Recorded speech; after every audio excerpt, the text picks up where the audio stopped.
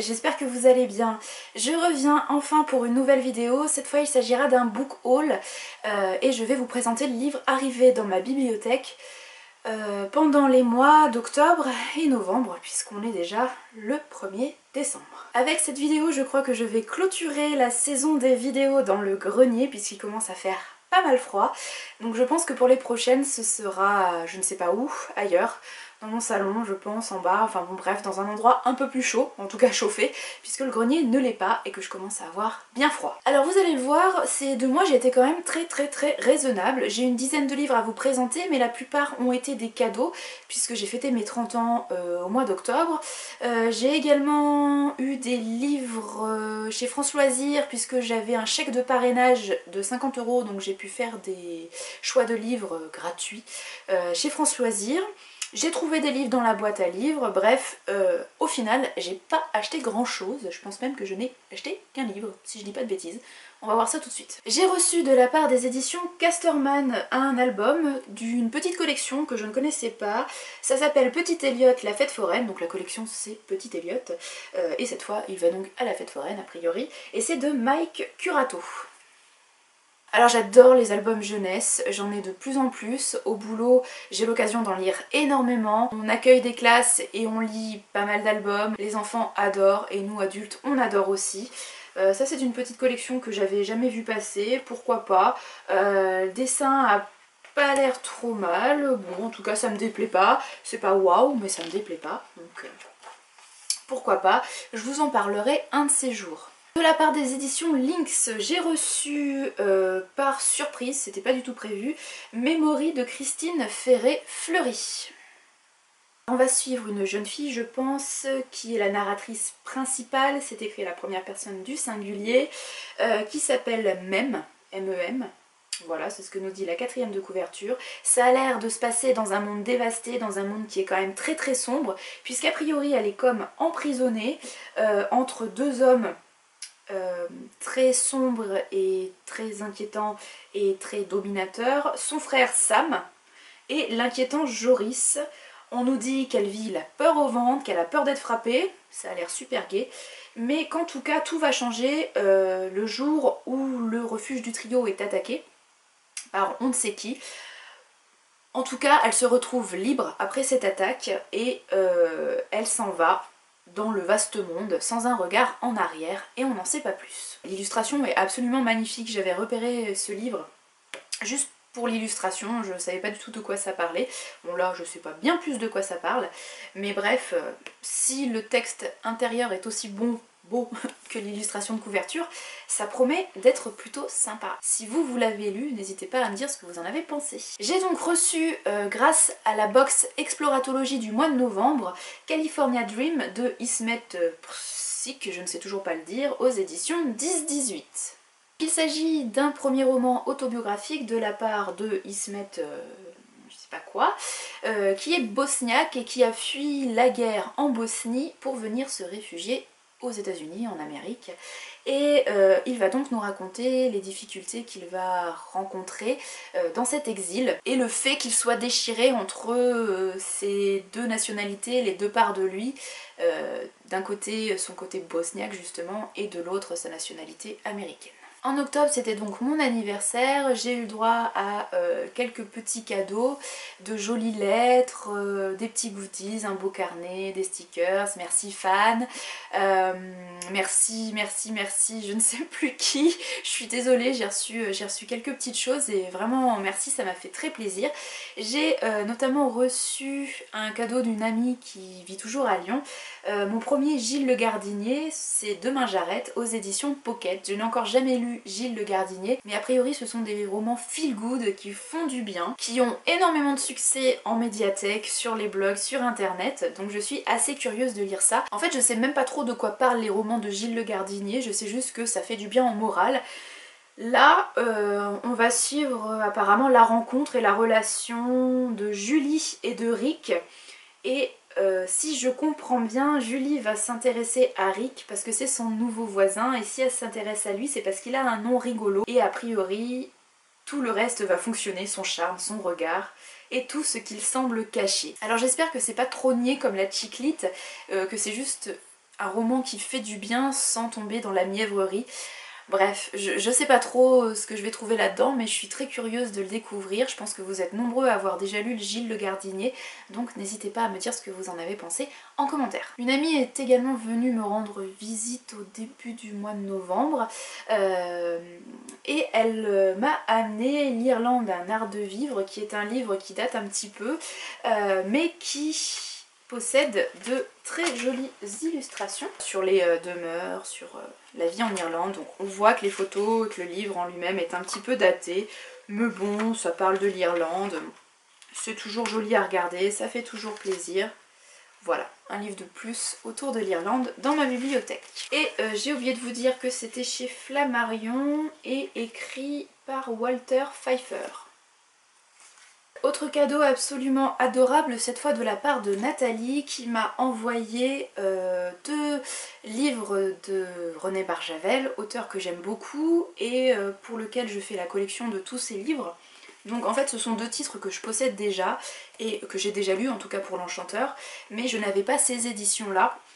Donc je suis ravie et vraiment encore merci Nathalie et merci pour toutes les petites attentions que tu avais également glissées dans le colis que tu m'as envoyé. Le Prince blessé et autres nouvelles, c'est chez Flammarion pour cette édition. Ça existe en poche, hein. Ça a été réédité un nombre incroyable de fois. Et pour l'Enchanteur, là c'est de Noël. Alors j'avais déjà une édition approchante mais elle était reliée et donc elle n'était pas souple. Et ce que j'ai beaucoup aimé trouver dans cette édition, c'est un article, voilà, sur Barjavel. J'ai trouvé ça super sympa. J'aime beaucoup trouver ce genre de petites choses dans les anciens livres. On trouve parfois des petites pépites, des petites surprises. Je trouve ça hyper émouvant. Et là donc je suis très contente d'avoir ça et je le laisse dans l'Enchanteur. Ma soeur m'a refilé une édition très vieille et un peu pourrie de La Promesse des Ténèbres de Maxime Chatham aux éditions Pocket. Donc vu la tête du poche, je pense que je pourrais bien me laver les mains quand j'aurai fini de le toucher. Donc tout à l'heure je descendrai, je me laverai bien les mains. Et quand je le lirai, je pense que je pourrais me désinfecter les mains. Si ce livre me plaît vraiment énormément et que j'ai envie de le conserver dans ma bibliothèque, je pense que je pourrais le trouver d'occasion mais dans un état un peu moins pire. Je pense. Mais bon, c'est pas grave. Tant que le texte à l'intérieur est lisible, ça me va. De Maxime Chatham, pour le moment, je n'ai lu qu'un livre, L'âme du mal, que j'avais beaucoup aimé. C'est un auteur de thriller, on ne le présente plus. Là, je ne sais absolument pas de quoi on parle. A priori, c'est aux États-Unis. Comme d'habitude, c'est à New York. On ne sait pas grand-chose en lisant la 4e de couverture, si ce n'est que on va suivre un journaliste qui s'appelle Brady O'Donnell, qui va suivre une femme mystérieuse et envoûtante et donc entamer une enquête à haut risque. Voilà, on n'en sait pas bien plus. Et donc quand j'entamerai ce livre, voilà, je l'entamerai sans a priori, sans savoir vraiment de quoi ça parle, et parfois c'est bien mieux. J'ai trouvé dans la boîte à livres de la ville Waylander dans le royaume du loup de David Gemmell aux éditions Bragelonne. Et en fait je me suis rendu compte qu'il s'agit d'un tome 2, sauf qu'a priori ce n'est pas du tout indiqué sur la couverture. Je m'en suis juste rendu compte quand j'ai regardé un petit peu de quoi ça parlait sur internet. Si j'ai choisi ce livre là dans la boîte à livres, c'est déjà parce que je trouve ça assez extraordinaire de trouver de l'imaginaire dans cette boîte à livres qui est surtout habitée par de la littérature de terroir et de la romance. Donc quand je vois un roman imaginaire, ça me surprend tellement toujours que je me tourne toujours vers le bouquin pour voir de quoi il s'agit. Alors je les prends pas tous, hein, je prends vraiment des choses qui m'intéressent. Et là pour le coup c'est l'auteur qui m'intéresse puisque c'est un très grand auteur de fantasy mais que je ne l'ai jamais lu encore et que je ne le possède pas dans ma bibliothèque. Donc je me dis pourquoi ne pas commencer par celui-ci, sauf qu'a priori c'est un tome 2 donc je ne pense pas pouvoir commencer par celui-là, mais c'est pas grave, peut-être que je trouverai le tome 1 d'occasion un jour. Alors la 4e de couverture nous explique qu'on va suivre la fille de Waylander, cette fille qui s'appelle Myriel et qui est une fille de feu et d'acier qui maîtrise l'arc et l'épée grâce à l'enseignement du plus mortel assassin qui ait jamais vécu, à savoir son père, donc Waylander. Donc en fait je suis même pas sûre qu'on ait besoin d'avoir lu ce qui se passait avant pour bien comprendre. Je ne sais pas, vraiment si vous avez lu ce titre, si vous avez lu toute la saga Waylander, dites-moi si je peux me lancer là-dedans sans avoir lu ce qu'il y avait avant ou s'il y a vraiment trop de références au précédent pour pouvoir s'y retrouver, je ne sais vraiment pas. En tout cas ça a l'air d'être la fantaisie un petit peu épique avec des combats. Mais le fait que ce soit une héroïne féminine, c'est plutôt sympathique, en tout cas moi ça m'attire beaucoup. J'ai donc reçu un chèque de 50 € grâce à un parrainage, grâce au parrainage de l'un d'entre vous, donc merci beaucoup.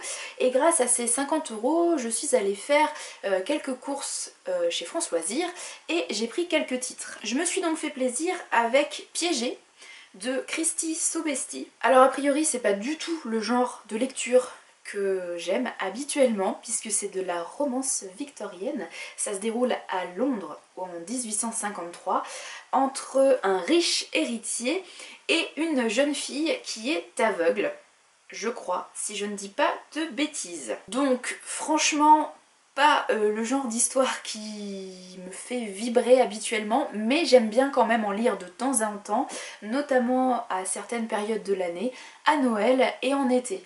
Et là, j'avoue aussi très futilement que j'aime beaucoup l'illustration de couverture que j'avais vu passer grâce à l'édition originale du livre qui a été édité en premier chez Pygmalion. Voilà, donc je sais pas si vous l'avez lu, je l'ai pas vu tellement passer sur les blogs, cette histoire, mais je suis curieuse et parfois il faut suivre son instinct. J'ai donc profité du chèque cadeau France Loisirs pour prendre La colline du dernier adieu de Marion Zimmer Bradley. C'est un titre qui fait partie de la saga des Dames du Lac, célèbre saga écrite par Marion Zimmer Bradley, dont j'ai lu les 2 premiers tomes et que j'aime vraiment énormément. Et quand j'ai vu que France Loisirs avait réédité cette suite ou cette préquelle, je sais plus exactement où ça se situe ce tome là dans l'histoire, et que j'ai vu que c'était quand même une jolie réédition, j'ai craqué. Et en fait je me suis rendu compte que je l'avais déjà dans une édition un peu plus vieille, un peu plus moche, dans l'édition d'origine. Alors je suis un petit peu embêtée parce que je possède les 2 tomes des Dames du Lac dans cette édition, dans cette vieille édition. Alors est-ce que je garde la vieille pour coller au visuel de mes autres tomes ou est-ce que je garde quand même celui-là qui est beaucoup plus joli? Je ne sais pas. Je sais pas trop ce que je vais décider. Dans tous les cas, celui que je ne garderai pas, je le ferai gagner à l'un d'entre vous lors d'un concours ou je le donnerai ou bref, enfin bon, je ne le garderai pas et j'en ferai profiter quelqu'un d'autre, c'est sûr. Donc les Dames du Lac, c'est l'histoire du roi Arthur, mais contée du point de vue féminin, d'un point de vue féministe même on pourrait dire, et c'est une histoire que j'ai adorée. En tout cas, comme je me répète, mais les 2 premiers tomes des Dames du Lac. Et il y a un téléfilm aussi qui a été réalisé peut-être à la fin des années 90, tout début des années 2000, que j'avais beaucoup aimé, même s'il est finalement assez différent du livre d'origine. C'est quand même un téléfilm que j'avais beaucoup aimé et que je vous recommande, notamment pour sa bande originale, puisqu'il y a quand même du Lorena McKennitt dedans, donc ça veut tout dire. Bon, et plus bel achat grâce à ce chèque cadeau, alors vraiment merci à la personne qui m'a fait profiter de ce parrainage, c'est l'Éphéméride. Le grand légendaire des saisons, là c'est l'automne-hiver, de Pierre Dubois et illustré par René Haussmann. Pierre Dubois, c'est l'elficologue officiel, le premier elficologue français. C'est un vieux monsieur érudit que j'adore rencontrer aux Imaginales chaque année. Bon, il n'était pas là l'année dernière, mais bon, j'adore le rencontrer, j'adore ce qu'il fait. Et là, quand j'ai vu que France Loisirs le proposait, mais j'étais ravie. Je trouve ça super beau, super intéressant. Donc en fait ça fonctionne comme un almanach, donc par mois. Et si on va par exemple au mois de décembre, puisque nous sommes maintenant en décembre, voilà, ça se présente comme ça. Donc c'est trop beau, on est d'accord. Et ensuite vous allez avoir des pages qui correspondent à des thématiques. Donc paysage et flore, les arbres et les buissons qu'on trouve au mois de décembre. On vous parle voilà, des animaux qu'on va trouver. On revient sur les dictons, coutumes et prodiges de décembre. Évidemment des légendes, des petites anecdotes, des créatures féeriques qu'on retrouve principalement ce mois-là. Voilà, bon je vais pas tout vous montrer, je vais pas tout vous raconter, mais comme vous pouvez le constater, c'est hyper référencé, c'est hyper illustré. Ça parle du petit peuple, des légendes, des petites anecdotes. Franchement, c'est un univers que j'adore. Et voilà, quand j'ai vu ça chez France Loisirs, je me suis dit mais il me le faut, il me le faut, il me le faut. Et je suis vraiment, mais vraiment ravie de l'avoir. Et j'espère que France Loisirs proposera au printemps et en été l'autre éphéméride, écrit, rédigé, illustré par Pierre Dubois et René Haussmann. Et on en arrive enfin à mes achats véritables, là où j'ai vraiment dépensé de l'argent, et il y en a finalement que 2, donc j'ai été hyper raisonnable en sachant que l'un d'entre eux est un CD. Donc on va commencer par le livre, achat rituel annuel depuis que ça a commencé. Voilà, je me suis acheté la version illustrée de Harry Potter en anglais. J'ai commencé en anglais et j'ai envie de continuer en anglais. Donc c'est toujours écrit par J.K. Rowling, mais bon ça on arrête de le préciser.